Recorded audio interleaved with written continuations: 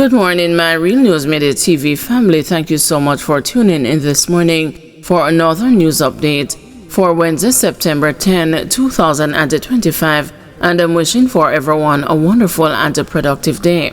And in the news this morning, deadly Manchester standoff reportedly triggered by quarrel over egg price. A dispute over the price of a tray of eggs is what may have set off a deadly chain of events in Manchester on Tuesday, which ended with a man armed with 2 guns and more than 500 bullets was shot and killed after a fierce standoff and a gun battle that lasted more than 4 hours.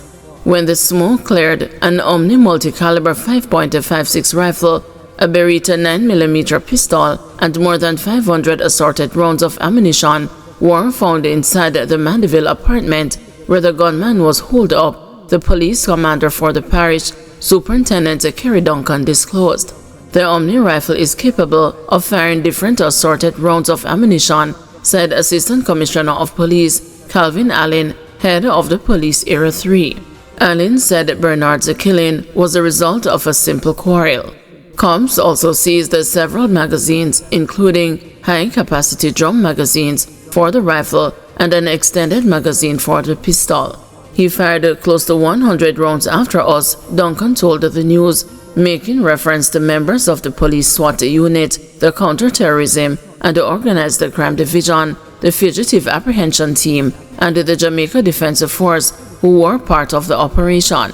He was there reloading and picking off at us, he said. So it started this morning with a traffic accident along the Caledonia main road. The traffic officers responded to this traffic accident. However, so soon as the officer got to the scene, he quickly realized that the driver of that vehicle was suffering from gunshot wound. He was rushed to the hospital and he eventually succumbed. Our antennas went up right away, high and wide, and it led to our operational response in terms of our investigations. This led us to Caledonia Road, where we experienced over 4 hours of standoff from barrage of gunshots being fired at the police from this particular address. The police were very persistent in trying to get this individual to surrender. However, all those efforts failed.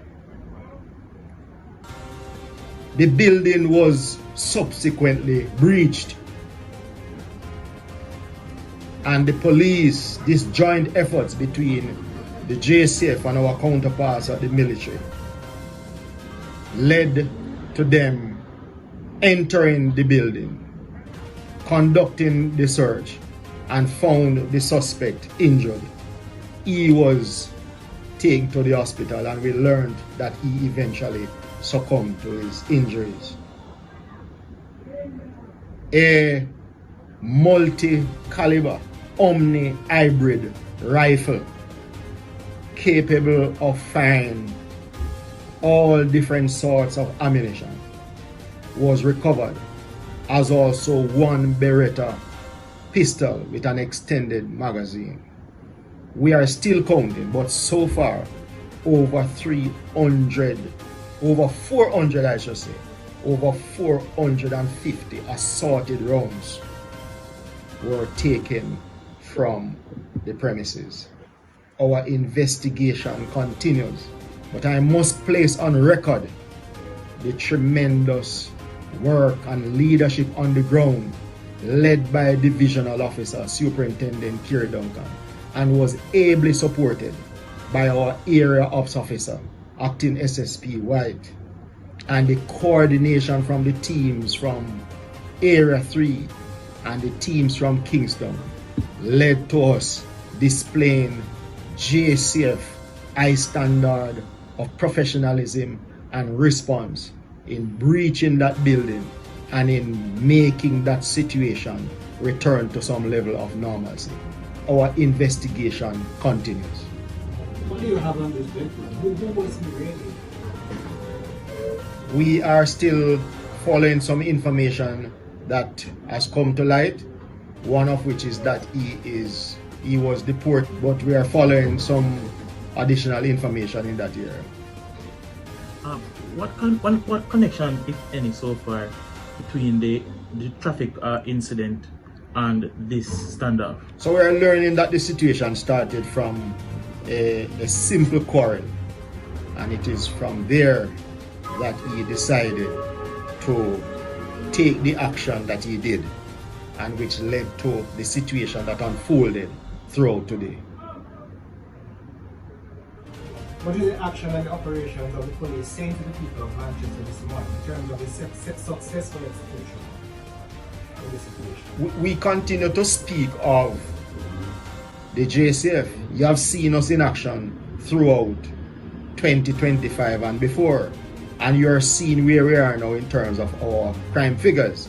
And Area 3, right across Area 3, we continue to do very well in terms of the effort. So I have high commendation for the team led by SSP McCullough in Clarendon, SP Duncan right here in Manchester, and SP Minto over there in St. Elizabeth. And then Hussat area is ensuring that we manage and coordinate and lead well. So we remain committed. So we are not just talking. You're seeing action. You're seeing police professionalism at its highest peak in terms of treating with the various issues that will confront us. Because our bottom line is to keep our people safe and to ensure that law and order is preserved. Just to be clear. Well, we would have heard on the ground allegedly that he has some ex-military training from overseas. We are following all the information that comes out. We have no difficulty to provide further updates, as the situation, is still very fresh, but we are following all the different angles of information. The other question, members of the security forces, was anybody injured in any way, shape or form? Well, from one of the shots fired by the suspect, 2 service vehicles were damaged in terms of the glass, and splinters from one of them caused some bruises to the back of the hand of one of our officers. So we are very thankful as against what we encountered throughout this 4-hour ordeal.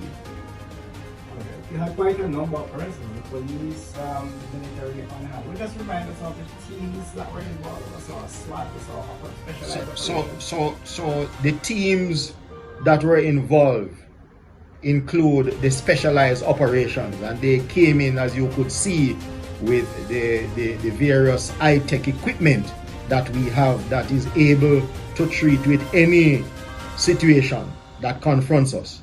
We also add CTOC. We also add our counterpart members of the military, and we naturally have our OST teams here in Manchester, along with our Area Fugitive Apprehension Team, AFAT, out of Area 3.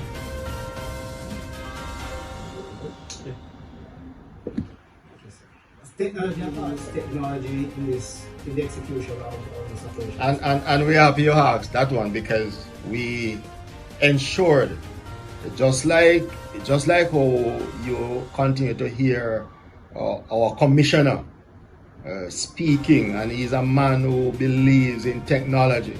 So he's not just talking about technology. We are ensuring that we practicalize what the commissioner is saying about technology.